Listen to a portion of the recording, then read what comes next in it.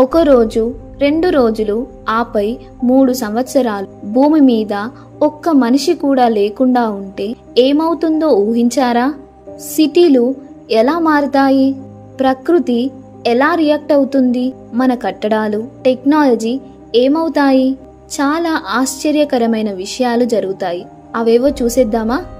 మొదటి కొద్ది గంటల్లో మార్పులు. ముందు 24 గంటల్లో చాలా ఆసక్తికరమైన మార్పులు కనిపిస్తాయి. అవి విద్యుత్ ప్లాంట్స్ ఆగిపోతాయి, ఎందుకంటే వీటిని నిర్వహించేవారు లేరు. ట్రాఫిక్ సిగ్నల్లు ఆగిపోతాయి.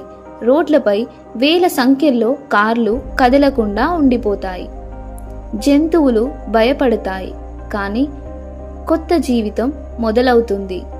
పెంపుడు జంతువులు తినే ఆహారం లేక భయపడతాయి. అయితే అడవి జంతువులకు ఇదొక కొత్త ప్రపంచం. కొన్ని నెలల తర్వాత, కొన్ని నెలలు గడిచే కొద్దీ మన ప్రపంచం పూర్తిగా మారిపోతుంది.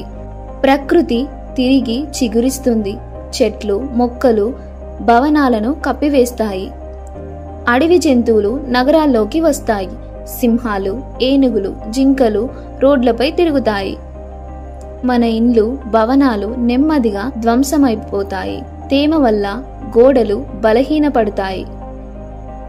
గాలి మళ్ళీ స్వచ్ఛంగా మారుతుంది.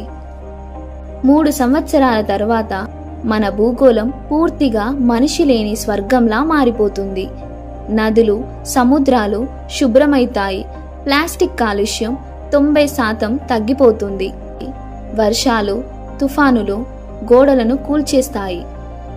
జంతువుల రాజ్యం తిరిగి వస్తుంది. నగరాలు వేటగాళ్లు లేని అడవులుగా మాడిపోతాయి. మానవ నిర్మిత టెక్నాలజీ మృత్యువును చవిచూస్తుంది. ఇంటర్నెట్ సర్వీసులు, ఉపగ్రహాలు పాడైపోతాయి. ఇది ప్రకృతికి అద్భుతమైన విషయం. భూమి మళ్ళీ తన ఒరిజినల్ ఫామ్లోకి మారిపోతుంది.